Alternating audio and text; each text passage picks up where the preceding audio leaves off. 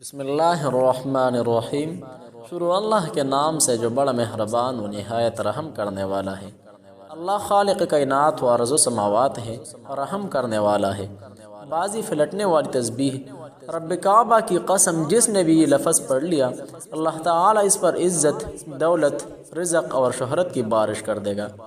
ہر نماز کے بعد جو بندی تسبیحات پڑھتا ہے اللہ رب العزال ان کی رزق میں فراخی عطا فرماتے ہیں، رزق کی بارش برستی ہے، دولت کے حصول شروع ہونے لگ جاتے ہیں۔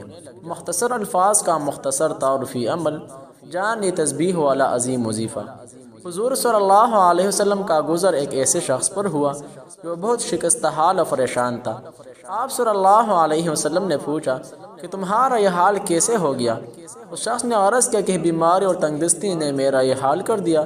تو آپ صلی اللہ علیہ وسلم نے فرمایا کہ میں تمہیں چند کلمات بتاتا ہوں، وہ پڑھو گے تو آپ کی بیماری اور تنگدستی جاتی رہیں گی۔ وہ کلمات ویڈیو میں سمجھے گے انشاءاللہ۔ حضور صلی اللہ علیہ وسلم کا گزر ایک ایسے شخص پر ہوا کہ وہ شکستہ حال اور پریشانی کے عالم میں تھا۔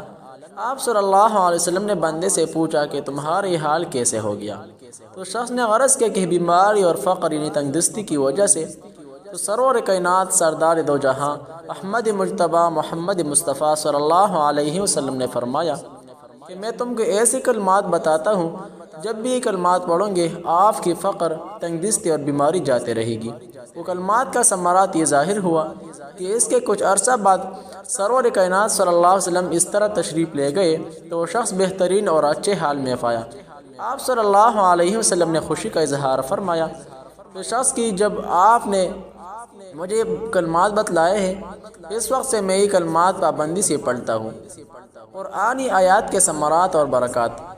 فراخی رزق کے لیے، ثواب کے علاوہ رزق کی فراخی کے لیے ہر روز عشاء کے نماز کے بعد 3 بار یہ قرآنی آیت پڑھیں۔ اول و آخر 11 مرتبہ درود پاک پڑھیں۔ ہر روز عشاء کی نماز کے بعد یہ وظیفہ بلا ناغہ پڑھنے کا معمول بنا لیا جائے تو رب تعالیٰ کی فضل و کرم سے کبھی رزق میں کمی واقع نہ ہوگی۔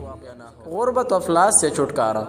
غربت، تنگدستی اور افلاس دور کرنے کے لیے ہر جمعہ کو نماز عشاء پڑھ کر اپنی جگہ پر بیٹھے اول و آخر 11 بار درود پاک پڑھیں، درمیان میں 10 مرتبہ آنے والا آیات پڑھیں، پھر رب تعالی سے دعا مانگے اور کسی سے بات چیت نہ کرے۔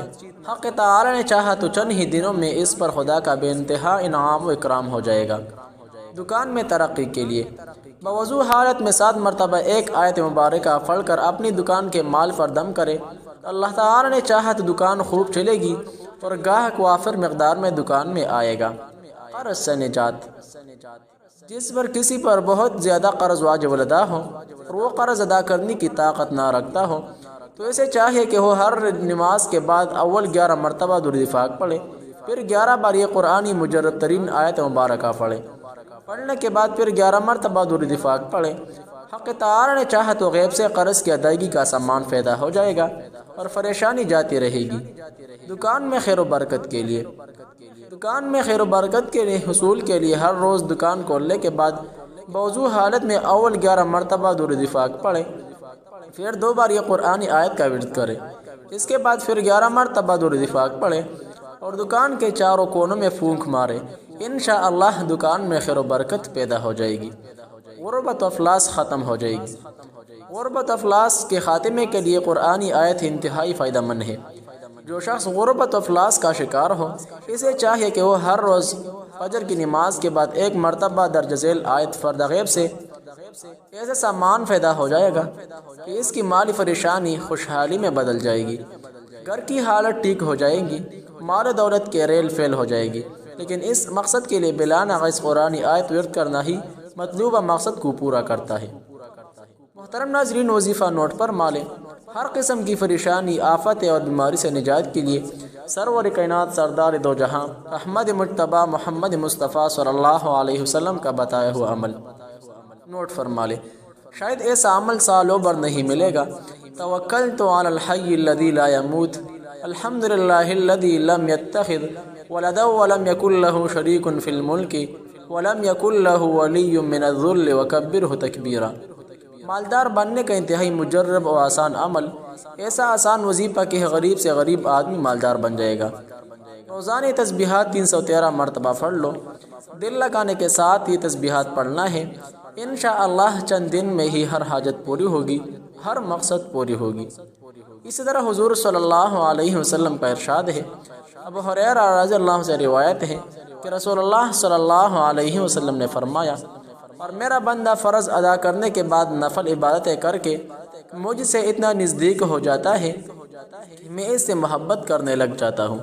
پھر جب میں اس سے محبت کرنے لگ جاتا ہوں تو میں اس کا کان بن جاتا ہوں جس سے وہ سنتا ہے، اس کی آنکھ بن جاتا ہوں جس سے وہ دیکھتا ہے، اس کا ہاتھ بن جاتا ہوں جس سے وہ پکڑتا ہے، اس کا پاؤں بن جاتا ہوں جس سے وہ چلتا ہے، اور اگر وہ مجھ سے مانگتا ہے تو میں اسے دیتا ہوں، اور اگر وہ کسی دشمن یا شیطان سے میری پناہ مانگتا ہے تو میں اسے محفوظ رکھتا ہوں، اور میں جو کام کرنا چاہتا ہوں اس میں مجھے اتنا تردد نہیں ہوتا جتنا کہ مجھے اپنے مومن بندے کی جان نکالنے میں ہوتا ہے۔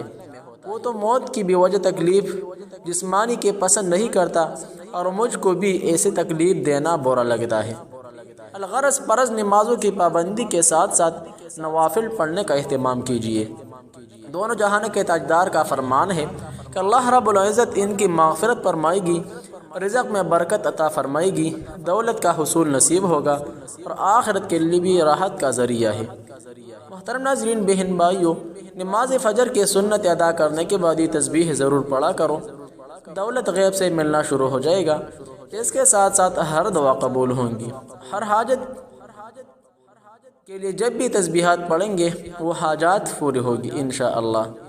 یقین کے ساتھ فجر کی سنتوں کے بعد ہی عمل کریں، رزق میں برکت و کشادگی، کاروبار میں نوکری وغیرہ کی برکت کے لیے رب تعالی سے زیادہ سے دعا مانگے لیں، انشاءاللہ چند دن بعد نتائج ضرور ہوں گے، دنیاوی ہر چیز آپ کے حق میں ہوگا۔ محترم ناظرین، اسلامک وظائف کے لیے چینل ضرور سبسکرائب کریں، ویڈیو لائک کیجئے، ثواب کی خاطر آگے شیئر کیجئے تاکہ دوسرے بہن بھائیوں کے لیے مفید ہونے کا ذریعہ بنے۔ جزاکم اللہ خیرا کثیرا۔ السلام علیکم ورحمۃ اللہ تعالی وبرکاتہ۔